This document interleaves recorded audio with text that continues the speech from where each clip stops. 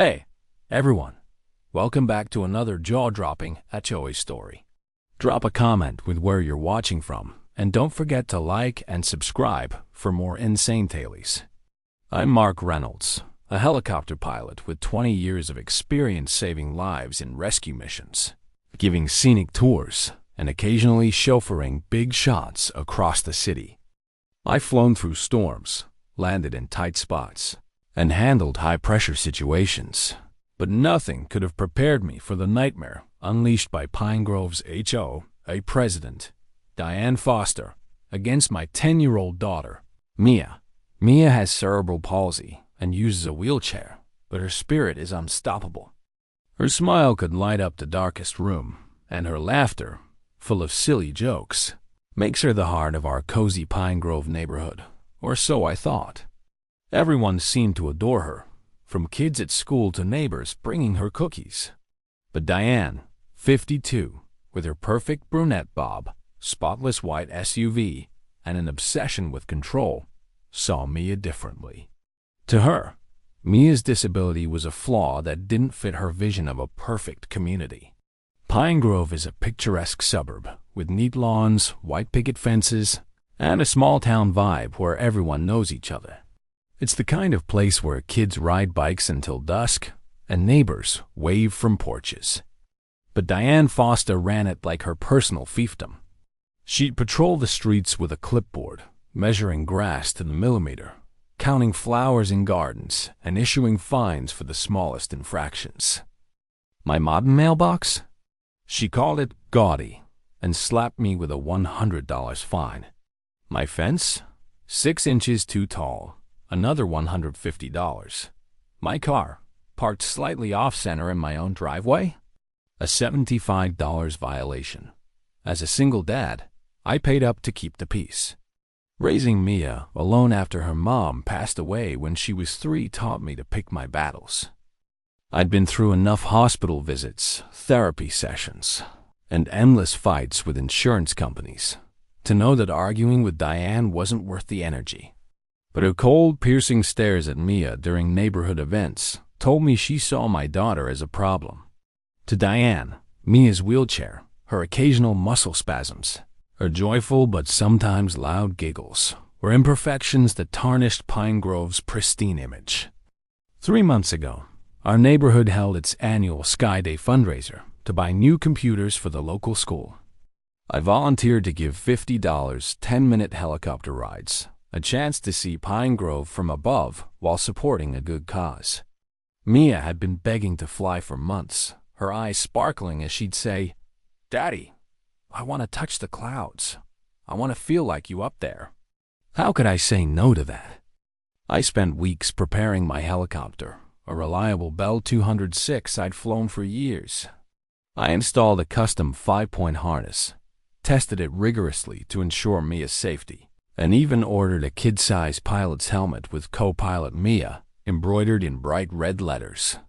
I practiced a low, slow route over the neighborhood, smooth as a Sunday drive, to make sure Mia's first flight would be magical. Sky Day arrived with perfect, weather-clear blue skies, no wind, the sun casting a golden glow over the airfield just outside town. By 9 a.m., families were pouring in, kids chasing each other, parents sipping coffee, and a donation jar filling up fast.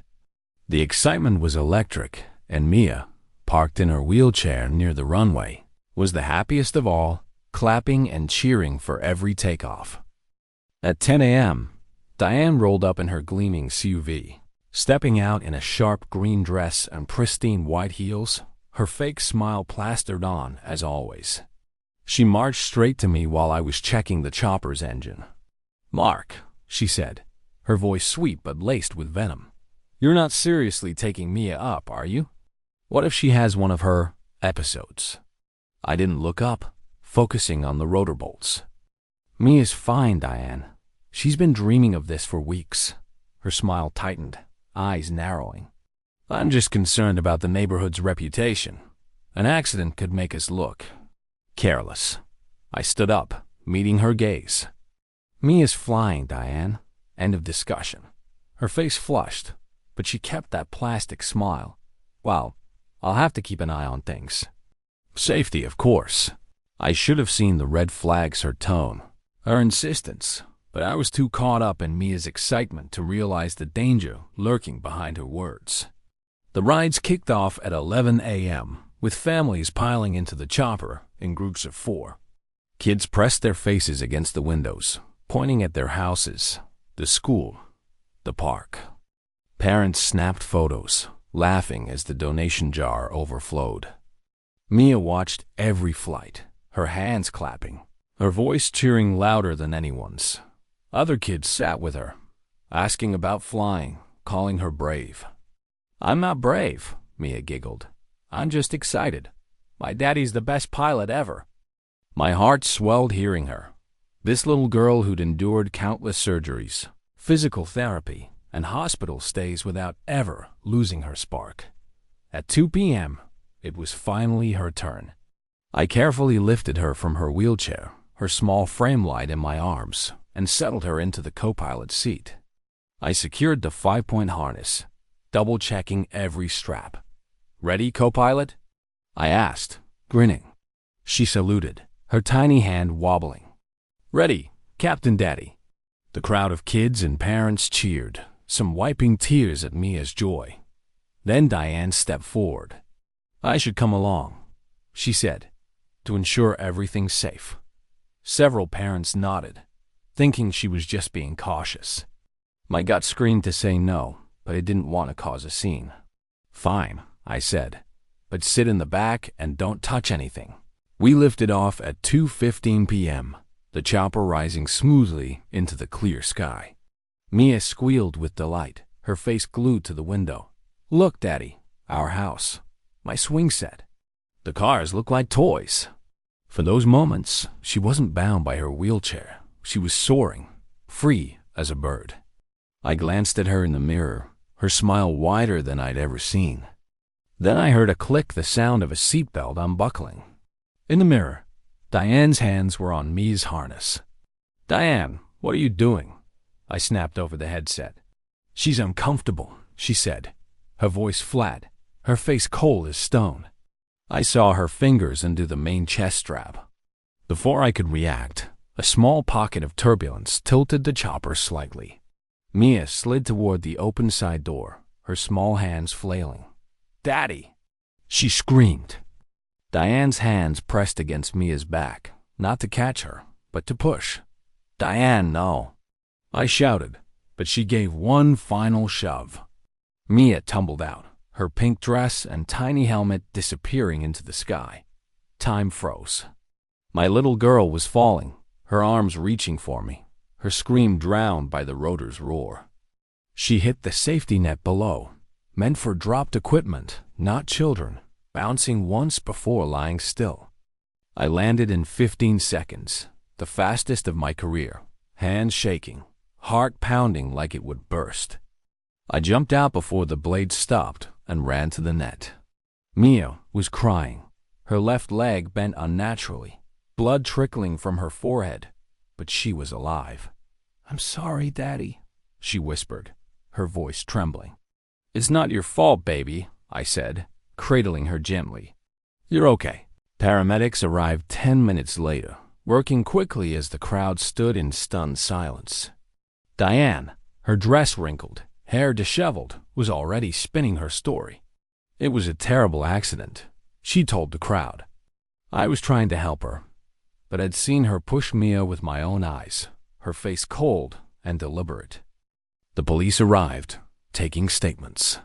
Diane's two allies' neighbors, who'd always backed her, claimed she tried to catch Mia.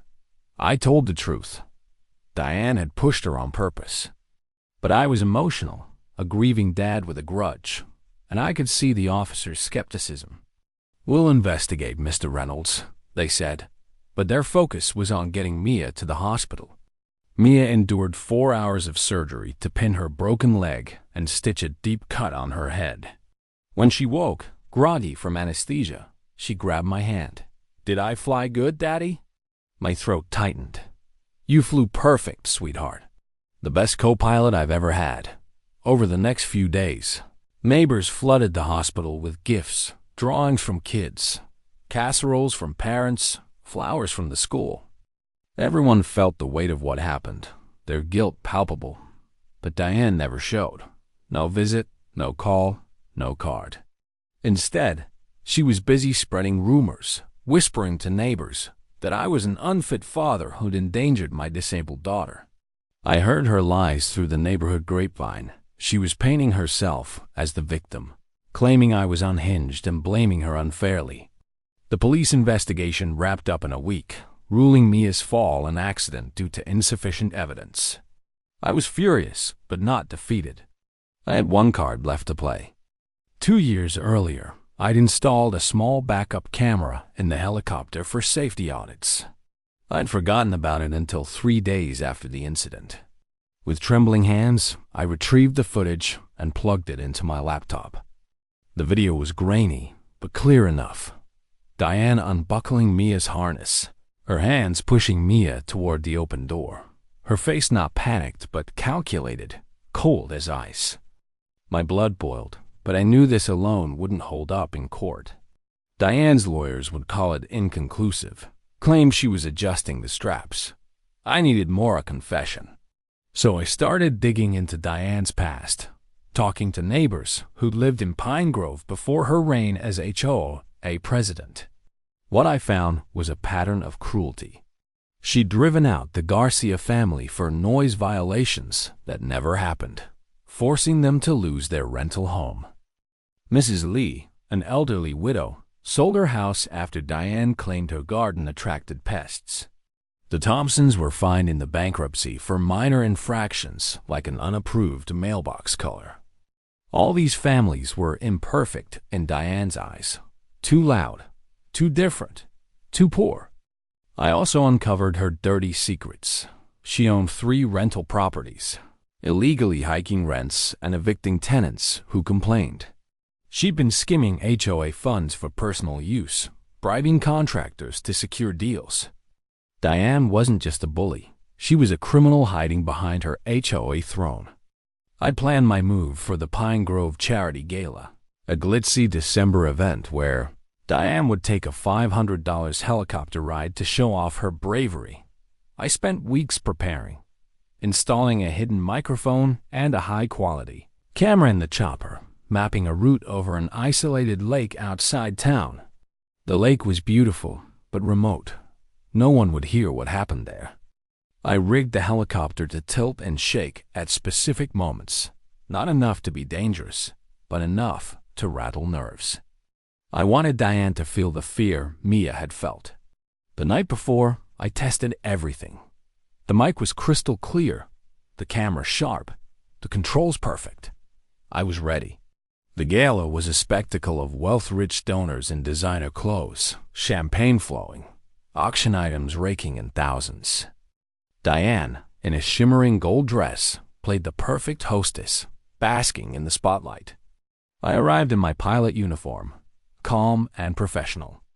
Neighbors asked about Mia, and I told them she was recovering, but still had nightmares, waking up screaming, thinking she was falling. Diane avoided me, but I caught her nervous glances. She knew I wasn't letting this go. At 9 p.m., the helicopter rides began. Diane boarded first, joined by her loyal friends lawyer Ellen Carter, banker Paul Hayes, and Dr. Rachel Nguyen, all part of her inner circle. "Ready for an adventure, Diane?" I asked as she climbed in. "Just keep it smooth, Mark," she snapped. "I don't want to mess up my hair," I smiled. "Don't worry, Diane. This'll be a ride you'll never forget." We lifted off into the starry sky, city lights twinkling below. The passengers chatted, snapping photos, Diane pointing out landmarks like she owned the town. For 10 minutes, I flew the standard route, keeping them relaxed. Then I veered toward the lake. "Where are we going, Mark?" Diane asked, voice sharp. "Thought you'd like the lake at night," I said casually. "It's stunning." We reached the lake, hovering 200 feet above the dark water, the moon's reflection the only light. "Diane," I said over the headset, "why did you push Mia?" Silence. The passengers glanced at her, then me. "I don't know what you're talking about," she said. Mia's fall was a tragedy, an accident. I tilted the chopper slightly to the right safe, but enough to make them gasp. I saw you unbuckle her harness. I saw you push her. Diane's face paled. You're crazy, Mark. You're not thinking straight. I tilted the chopper left, another controlled jolt. Stop it. Diane screamed. You'll kill us. I stayed calm. I'm a pro, Diane. Tell the truth. I laid it all out, the camera footage showing her push Mia, her history of bullying families like the Garcias, Mrs. Lee, the Thompsons, her theft from HOA funds, her illegal rental schemes. Diane's composure cracked, tears streaming, her perfect makeup running. I just wanted to scare her, she sobbed. I wanted you to leave. She didn't fit here. I didn't mean for her to fall. Ellen gasped. You pushed a disabled child? Paul and Rachel stared, horrified. Diane's confession was caught on tape, clear as day. You wanted to scare a 10-year-old girl because her wheelchair didn't match your perfect neighborhood, I said, keeping the chopper steady. Diane was a wreck, sobbing. I'm sorry. I didn't mean it. I descended slowly, not dangerously, but enough to make her feel the drop. Do you know what it's like to see your child fall from the sky? I asked. To hear her scream, thinking she's to blame? Ellen spoke up. Mark, we heard her. She faced justice. Paul nodded. I'm calling the police when we land. I flew back to the gala, landing smoothly. Police were waiting. Paul had radioed ahead. Diane was arrested on the spot for attempted murder and child endangerment. The story exploded. HOA president confesses to pushing disabled girl from helicopter hit every news outlet. The footage and audio were undeniable. Diane's empire collapsed. She was kicked off the HOA board. Her real estate business tanked, and her rental properties faced fraud investigations. She was convicted on all charges, sentenced to 15 years. Her assets seized to pay victims. Pine Grove changed overnight. The HOA was replaced with a voluntary neighborhood association focused on inclusion, not control. Families Diane had driven out, like the Garcias, Mrs. Lee, and the Thompsons returned, welcomed with open arms. Mia's recovery was slow, but inspiring. 6 months later, with therapy, she flew again, strapped in tight, saying, I'm not scared, Daddy. You keep me safe. Her smile was back, brighter than ever. Over the years, Mia grew into a powerhouse. At 25, she's a disability rights advocate with her own pilot's license, speaking at schools and events about resilience. Diane, released after 10 years, sent Mia a letter of apology. Mia wrote back, forgiving her, hoping she'd found peace. Our foundation, named for Mia, has given free helicopter rides to over 3,000 disabled kids, their faces lighting up just like Mia's did. Pine Grove is now a beacon of inclusivity, with a community center dedicated to Mia. Its plaque reading, in honor of Mia Reynolds, who showed us strength and difference. This isn't just about justice. It's about love triumphing over hate. Thanks to my incredible daughter, who taught us all that being different is being extraordinary.